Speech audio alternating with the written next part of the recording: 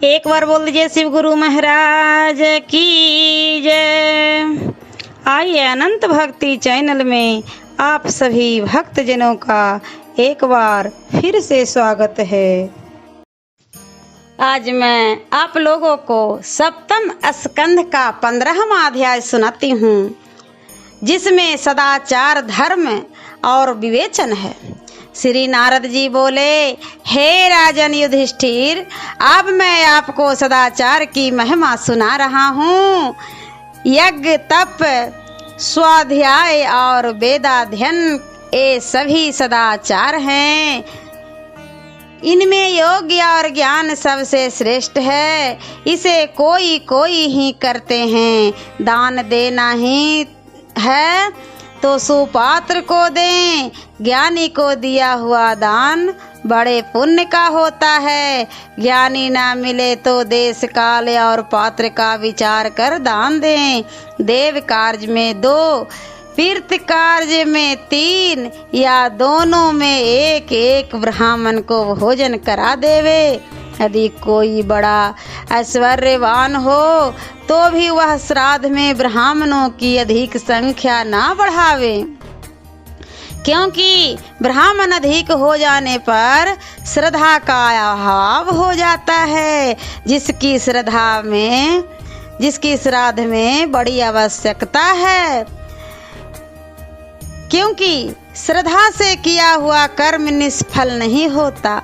श्राद्ध में मांस का प्रयोग कदापि न करें।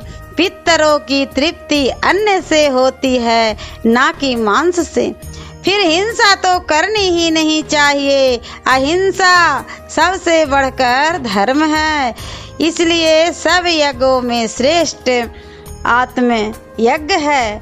परंतु जो इंद्रियों का भोग में मग्न है, वह आत्म तत्व को क्या जानेगा। धर्मज्ञ पुरुष को अपने नित्य नैमित्तिक कर्मों के सदैव करते रहना चाहिए और संतोष पूर्वक विधर्म, परधर्म, आभास, उपमा और छल इन 5 धर्मों को त्याग देना चाहिए।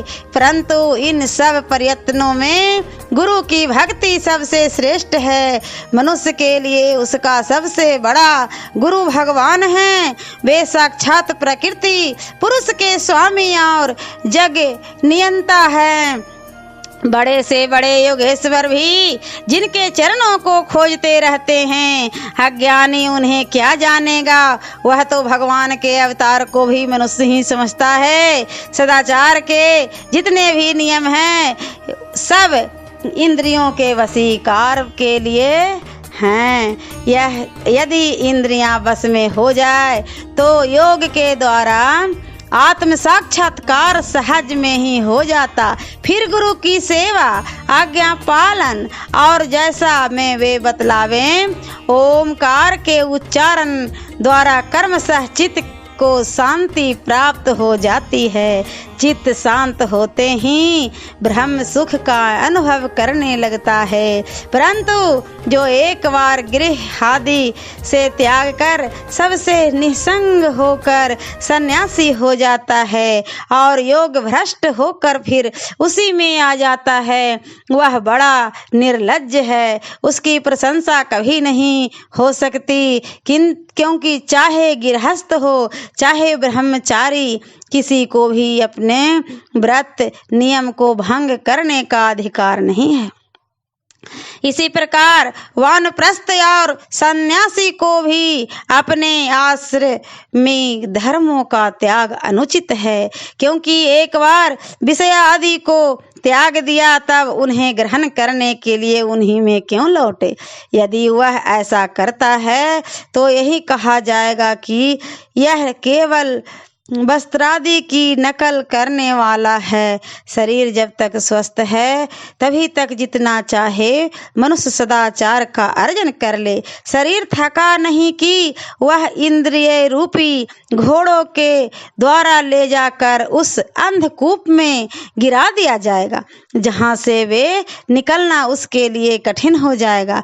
मृत्यु तो सिर पर नाचती ही रहती है। वह आवागन गमन के भय से कभी मुक्त नहीं हो सकता। इसलिए ऋषियों ने प्रवृत्ति और निर्वृत्ति के दो मार्ग अलग अलग प्रशस्त कर दिए हैं। प्रवृत्ति मार्ग से आवागमन और निर्वृत्ति मार्ग से मोक्ष प्राप्त होता है। यज्ञादिक में हिंसा भी करनी पड़ती है, जिससे मनुष्य को मोक्ष नहीं मिलता, किंतु स्वर्ग तक पहुंचकर मृत्यु लोक में गिरा दिया जाता है। निर्वृत्ति मार्ग ठीक इसके विपरीत है और वह शरीर त्यागने पर परम मोक्ष के धाम भगवान में मिला दिया जाता है। जब तक कोई कठिन आपत्ति न आवे, जब तक ऐसे वैदिक वाक्यों पर विश्वास रखकर शुभाचरण का त्याग कभी न करें। आपत्ति काल में धर्म दूसरा है। उस समय तो एकमात्र भगवान का भरोसा रख अपने गृहस्थ जीवन को व्यतीत करना चाहिए। इसी आधार से उसे गृहस्थी में ही भगवान कृष्ण की प्राप्ति हो जाती है। भगवान के चरणों की सेवा से उसकी बड़ी से बड़ी भयंकर आपत्ति हट जाती है। इस पर मैं अपने पूर्व जन्म का एक वृतांत कहता हूँ। पहले मैं एक बड़ा प्रतिष्ठित गंधर्व था और मेरे शरीर से गंध ही उड़ा करती थी, जिसे देख लोग मुझे बड़ा प्यार करते थे।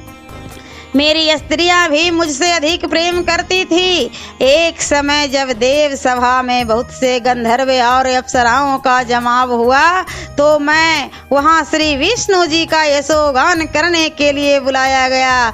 मैं अपनी तान में इतना मस्त हो रहा था कि वहां जाने पर देवताओं ने मैंने किसी को प्रणाम आदि न किया, जिससे मुझे उन्होंने शूद्र होने का श्राप दे दिया। मैं ब्रह्मवादियों की दासी से उत्पन्न हुआ, फिर उन्हीं महात्माओं की सेवा शुश्रूषा के प्रभाव से अब ब्रह्मा का पुत्र हुआ हूँ। हे राजन, आप तो संसार में बड़े ही भाग्यवान हैं कि आपके यहाँ एक से एक बड़े ऋषि मुनि आते जाते रहते हैं। आप जिन परम पूजनीय श्री कृष्ण चंद्र को अपना आज्ञाकारी समझते हैं और तरह तरह के संबोधन द्वारा उन्हें मिलते हैं, वे वही ब्रह्म हैं जिन्हें सत्य रूप में जानने के लिए ब्रह्मा शिव और महात्मा जिन चिंतित रहते हैं। मैं उस भगवान से प्रार्थी हूँ कि वे हम लोगों की भक्ति, शांति, पूजा और मौन से प्रसन्न होवे।